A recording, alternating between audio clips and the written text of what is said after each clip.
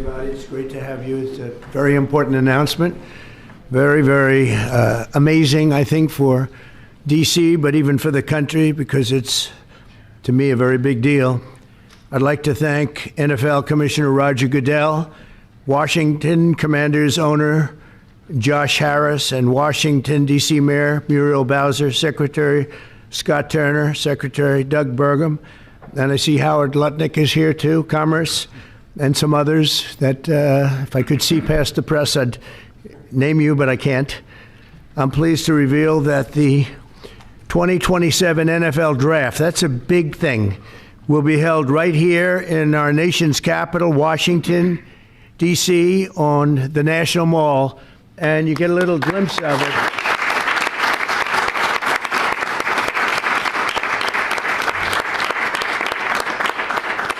I was just saying to Roger, I don't think there's ever been anything like that. That's a good idea. In fact, maybe we could use it for other things also. I have an idea. It's going to be beautiful. It's going to be something that nobody else will ever be able to duplicate that, I don't suspect. It's very exciting. Every year, hundreds of young football players have their dreams come true as the NFL teams across the land, and you just saw that last week, select the best young players in America to join their ranks. Hundreds of thousands of football fans will travel all across our country to cheer them on in person. We expect, would you say, more than 100,000 people, I think. What is the capacity would you think it can hold? Because the mall can actually hold up to 1 million people if you go all the way back. What do you think? Over 3 days, we'll be over 1 million. Oh, yeah, you're going to have boosting local businesses and bringing jobs and tourism to the heart of our capital. The draft is a celebration of one of our country's most cherished cultural institutions and the annual highlights for football fans everywhere. Everyone in the world is going to be watching. We look forward to welcoming people from across the nation, from all over the world. Last month, the Washington Commanders and the D.C. government also announced a major deal to build a brand new 65,000-seat football arena at the site of the RFK Stadium in eastern Capitol Hill, and I don't think there is a better site anywhere in the world than that site. Incredibly exciting. You know, he's a friend of mine. He's a very successful guy. There's a reason for it. It's amazing. It sat there for years, and people were talking about stadiums in 25 different sites. I said, they're not talking about the best site. That's the best site there is. Bringing professional football back into the district from Maryland. And not only are these announcements great for the NFL, but they also advance the mission of making Washington, D.C.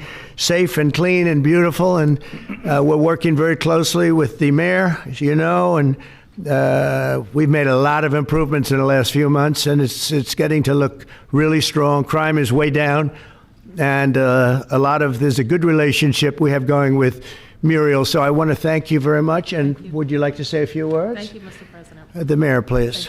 Thank you. Thank you. Well, I'm sorry. Well, greetings. I'm Muriel Bowser. I'm the mayor of the best city in the world and also the sports capital. And we are delighted to be here with the Washington Commanders, the NFL, and the president to talk about this very exciting announcement for Washington, D.C. We believe in investing in sports because they have helped us transform neighborhoods, and the NFL bringing this event to the nation's capital will help us fill hotel rooms, our restaurants, and Americans from all 50 states will come to their nation's capital and enjoy our beautiful city and museum. So we're just delighted to be here, and we want to thank everybody for all the hard work to get here. Thanks, Mayor. Thank you.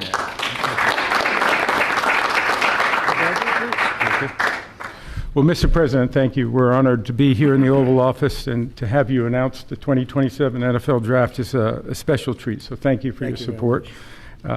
Also, thank you for your support in the Commanders' new stadium. We agree it's going to be a great site. We think it's going to be great for our fans here, and it's great to come back home. And so we're very excited about that. Josh is leading the way on our behalf, and the mayor, so we thank both of them for that. We also want to thank you because in the first term you helped us get a Canadian trade deal, which we want to make sure we note again and make sure you know. Canada does not like me too much. they gave a great American company a lot of money that you deserved, frankly. So. Thank you. The draft has really become one of the great entertainment and sports events.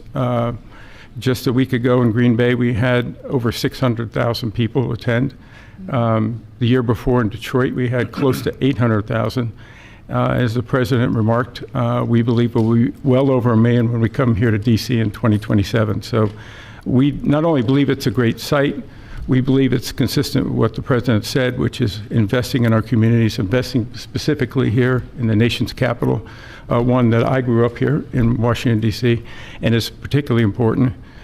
We think we can have a tremendous impact on this community, and it will not just be an event, it will be something that will show the world how far the nation's capital has come and where it's going. So we're very excited about that. And we thank everybody here. We thank you for your support. We know it's going to be a great event. Mr. President, we thank you again. Thank you very much. You're welcome. Good luck with it. Yes, thank you very much. Thank you. Mr. President, thank you very much. We wouldn't be here without you. Thank you for your leadership in terms of the stadium, and now, what a great day for Washington. I mean, to host the NFL draft in 2027 on the Mall. I believe we'll get over 1 million people, and it's going to be an amazing day, and it'll showcase what Washington's all about, but it'll also showcase what our country's all about. Washington is the gateway city to our country, and it'll be an amazing day, and we can't wait to get started. And I couldn't have done it without my partners, Roger Goodell, thank you, and Mayor Muriel Bowser. And we're ready to get to work, and I can't imagine RFK coming back. I grew up here. DC used to stop, and on Sundays, and everyone would be inside watching football, or everyone would be glued at the stadium. And so we want to bring that back. And football really is as essential to the culture of America. We all love it, we all watch it, and it brings people together. And so what a great way to celebrate the United States of America, the NFL, and the Washington Commanders. And President Trump, we leave on your desk a Trump jersey. You are the ultimate commander, so it is a Commander's jersey. There's no bird on it, but we appreciate you, and thank you for everything you've done, and look forward to the future. Thank you very much. Thank you. And I have to say that Josh had a very good draft a short while ago. You have a very good quarterback. You do. A great quarterback, Very I think. excited. Very Great. excited about Jaden. Any questions, please, about the stadium or any of it? Yeah, please. Yes. Thank you, President. Thank you very much. Yes, thank you so much. About the draft, and I would like to upcome an event that it was already mentioned here, the World Cup. Although United States, the passion here is football. For the World Cup next year, how do you envision, Mr. President, this event here in the United States? It'll be fantastic. I worked very hard to get the World Cup. It was, in fact, I think I have the trophy right here, right behind you. Don't have a picture taken with Roger and that trophy, by the way. But no, they brought it in. Johnny, who's a good guy, but he brought that in. That's the actual trophy. It's interesting that you asked that. And it's made at Tiffany's, and they're leaving it here until just before the actual World Cup. Then it goes to the champion. But that's very exciting. We have the Olympics. So we have both of them. I worked very hard in getting both, and I said, I'm not going to be able to be there as president. And then a strange thing happened, and it turned out I became president not for the term that I was supposed to be. I became president while we have the Olympics and the World Cup, and we have something that maybe surpasses everything, the 250th anniversary of our country. So that's going to be great. That's going to be a very big event, a year-long event. So thank you for the question. Very nice question. Yeah, please. Yes. So you've often said you want U.S. to be bigger, better, and stronger. Currently, Russia is the biggest country in the world by landmass, followed by Canada and then China. So when you say that you want to annex Canada, is it so that it would be the biggest country in the world? No, I never even thought of it that way, although I am a real estate developer at heart. I've never heard that question. Yeah, please, go ahead. Mr. President, will you have to hire more security and police in order to accommodate the million people coming in for the NFL draft? I think that there'll be something, and I know Roger will work it out, and Josh and all of us will work it out. It's such an honor to have that. I think it'll be great for everybody, great for our country. It'll be something very special.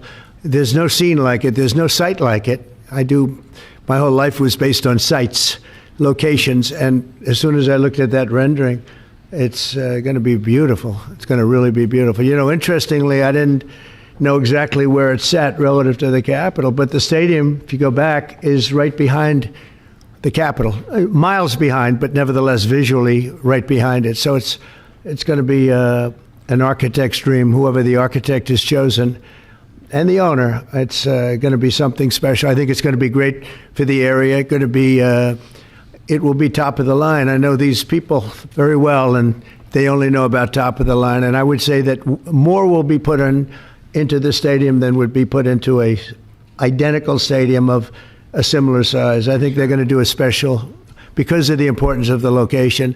I have no doubt they'll do a special job. Yeah, please. Can you explain a little bit about how you would implement tariffs on the film industry, kind of how that would work? Well, that's a different story, but our film industry has been decimated by other countries taking them out, and also by incompetence, like in Los Angeles. The governor is a grossly incompetent man. He's just allowed it to be taken away from, Hollywood. Hollywood doesn't do very much of that business. They have the nice sign and everything's good, but they don't do very much. A lot of it's been taken to other countries, and a big proportion. And I'm actually going to meet with some because, there's some advantages, I guess, and I'm not looking to hurt the industry. I want to help the industry. But they're given financing by other countries. They've given a lot of things. And the industry was decimated. If you look at how little is done in this country now, you think we were the ones. We used to do 100, not long ago, 100%. Now we do almost like very little. It's shocking. Are you in that business too? Because he's in so many businesses. You could explain it, but it's not a good situation.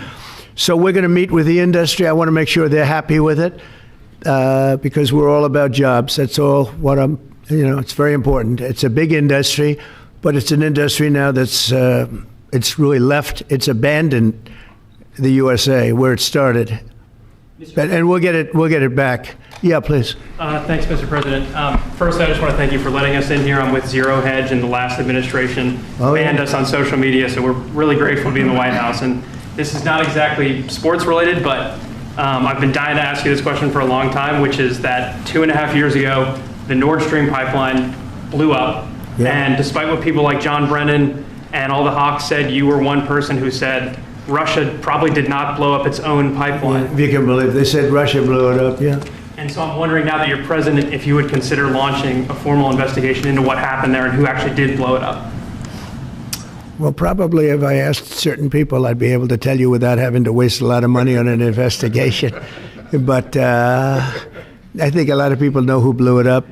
But I was the one that blew it up originally because I wouldn't let it be built. And then when Biden got in, he allowed it to be built. And it's very interesting. But I think Russia, with the price of oil right now, oil's gone down. I think we're in a good position to settle. They want to settle. Ukraine wants to settle. If I weren't president, nobody would be settling. They're losing 5,000 people a day. Think of it. Here we talk about football. They're losing 5,000 people on average a week. Mostly Russian soldiers and Ukrainian soldiers, 5,000 a week, not including people that are, killed as missiles go into areas that they shouldn't be. It's a very terrible thing, and I think we've come a long way, and it could be something will happen, but hopefully it will. As you know, President Putin just announced a 3-day ceasefire, which doesn't sound like much, but it's a lot if you knew where we started from, because they were not. We had a president that for 3 years didn't speak to Putin, and it all shouldn't have happened. This is a war that should have never happened, and you're going to be very disappointed when you find out the real number of people that were killed. It's far greater, many times greater, I believe, but far greater than the numbers that you're putting out. It's a very, very deadly, horrible war. Okay? Yes, ma'am. Thank you, Mr. President. Some Catholics were not so happy about the image of you looking like the Pope. Oh, I see. You mean they can't take a joke? You don't mean the Catholics, you mean the fake news media. Not the Catholics loved it. I had nothing to do with it. Somebody made up a picture of me dressed like the Pope, and they put it out on the internet. That's not me that did it. I have no idea where it came from. Maybe it was AI, but I know nothing about it. I just saw it last evening. Actually, my wife thought it was cute. She said, "Isn't that nice?" My question about Actually, I would not be able to be married, though. That would be a lot. I'd have to the best of my knowledge, popes aren't big on getting married, are they? Not that we know of, no. No, I think it's the fake news media that, they're fakers. My question, though, sir, was about the fact that it was put out on the White House account. Even though it was AI generated, it was a joke, it was a meme. Does it at all diminish the substance of the official White House account to have it go out on that particular channel? Give me a break. It was just somebody did it in fun. It's fine. Have to have a little fun, don't you? Yeah, please, go ahead. Tell me about the program that's just been introduced to give undocumented immigrants living in the United States About me? $1,000 to self-deport. Can you just tell us a little bit? Oh, the new program, The new yeah. program. We have millions of people that have come into this country illegally through an administration that didn't know what they were doing. They didn't have a clue. And now we find out officially they didn't because the president was incompetent, but I could have told you that before. And they've allowed millions and millions of people to pour in. Murderers, drug dealers, the biggest drug dealers in the world, actually. Terrorists come in, emptied prisons from many countries, not just South America, all over the world. They emptied their prisons into our beautiful USA. And to get that many people, 21 million people we think the real number is, but let's say 3 million of them are serious criminals. 11,888 murderers, many of whom murdered more than one person. It's hard to believe we have to even talk about this when we're talking about something so beautiful, but it's something we have to talk about having to do with the country because it's very important. So they came in by the millions illegally into our country. They just flowed in through an open border policy that was insane. And what we've done is we've offered, you know the numbers, but because we're taking them out by the thousands, we're being obstructed. It's very unfair what's happening because the court system it's very unfair. We have to get them out fast. These are bad people. These are people that are killing, and they've already killed many people in this country. Illegal immigrants that came in illegally through an open border policy, which is insane. We talk about common sense. That's not common sense. And they came in from the Congo, all over Africa, all over Asia, all over South America, parts of Europe. They flowed in and just walked into our country. We had no idea who they were. 21 million at least. That's probably a low number. You hear lower numbers than that. It's not. That's a low number. But many are really serious criminals and terrorists and people from jails. They emptied out jails. Venezuela, their crime is down 72% because they took all the criminals off the streets and the gangs and they dumped them into our country. So we're getting them out. It's a very difficult thing with the courts because the courts have all of a sudden, out of nowhere, they said, maybe you have to have trials. We're going to have 5 million trials. Doesn't work. You wouldn't have a country left. But hopefully the Supreme Court will save it. But what they've done is a very, very serious thing. Past presidents took out hundreds of thousands of people when needed. You look at Eisenhower, you look at many of them, and they took people out and they didn't go through any of this. But what we thought we'd do is a self-deport, where we're going to pay each one a certain amount of money, and we're going to get them a beautiful flight back to where they came from, and they have a period of time. And if they make it, we're going to work with them so that maybe someday, with a little work, they can come back in if they're good people, if they're the kind of people that we want in our company, industrious people that could love our country.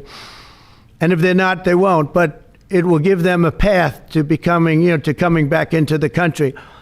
If they miss that limit, they're going to be taken out of our country, and they will never get a path to come back in, and it'll be a much tougher process. And it's called self-deportation. And by doing that, you're talking about so many millions of people. By doing that, we've taken out thousands of terrorists, drug lords. What we've done is amazing, and I'm sure Tom Homan and Kristi Noem have done an incredible job. They really have done an incredible job, but it's a hard job. So we're going to have a self-deportation where they deport themselves out of our country, and we'll work with them, and we're going to try, and if we think they're good, if they have, the people we want in our country, they're going to come back into our country. We'll give them a little easier route. But if they don't work, and if we take them out after the date, then they're never coming back. And that's the least of the problems that they're going to have. Yeah, please. What's your expectation for your meeting with the Canadian Prime Minister tomorrow? I don't know. He's coming to see me. I'm not sure what he wants to see me about, but I guess he wants to make a deal. Everybody does. They all want to make a deal because we have something that they all want. We have something that they all want. China wants to make a deal very badly. You see what's happening to China? China's being decimated, and I don't want that to happen. But they have to make a fair deal. We were losing hundreds of billions of dollars a year. We were losing think of it, on our trade policies with Biden. We're losing $5 billion a day. I think Josh, as a great businessman, would not let that happen too long, right? How many groups could lose $5 billion a day? If you lose $5 billion one day, that's the end of that company, right? You're fired. He says, you're fired. Get out of here. So we essentially did that, and we have it down to a very low number. We're doing really well, really well. Yeah. How did you decide to reopen Alcatraz? Can you walk us through that decision? Did I say what? To reopen Alcatraz, how will you use it? How did you come up with the idea? Well, I guess I was supposed to be a movie maker. We started with the movie making, and we'll end. I mean, it represents something very strong, very powerful in terms of law and order. Our country needs law and order. Alcatraz is, I would say, the ultimate, right? Alcatraz, Sing Sing and Alcatraz, the movies. But it's right now a museum, believe it or not. A lot of people go there. It housed the most violent criminals in the world, and nobody ever escaped. One person almost got there, but they, as you know the story, they found his clothing rather badly ripped up, and it was a lot of shark bites, a lot of problems. Nobody's ever escaped from Alcatraz, and just represented something strong having to do with law and order. We need law and order in this country. And so we're going to look at it. Some of the people up here are going to be working very hard on that. And we had a little conversation. I think it's going to be very interesting. We'll see if we can bring it back in large form, add a lot. But I think it represents something. Right now it's a big hulk that's sitting there rusting and rotting. You look at it, it's sort of, you saw that picture that was put out. It's sort of amazing. But it sort of represents something that's both horrible and beautiful and strong and miserable, weak. It's got a lot of qualities that are interesting, and I think they make a point. Okay, are you guys okay? I want to just say that it's such an honor to be up here with my friends, because this is a group of people that have done an amazing job, and all we can do, Muriel and I, is give them the greatest sight there is, I think, that I've ever seen for something like this. And I did very well in the real estate business. I think this is the greatest site there is anywhere in the world for exactly what you guys are doing. And we'll work with you. We've got a lot of work to do to get it going, but we'll work with you, and we'll try and make the dream come true. And I want to thank you all very much for being here. Thank you. Thank you very much.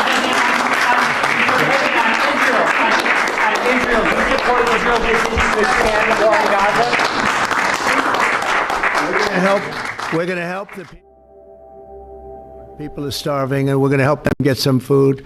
A lot of people are making it very, very bad. If you look, Hamas is making it impossible because they're taking everything that's brought in. But we're going to help the people of Gaza because they're being treated very badly by Hamas. Thank you very much. Thank you.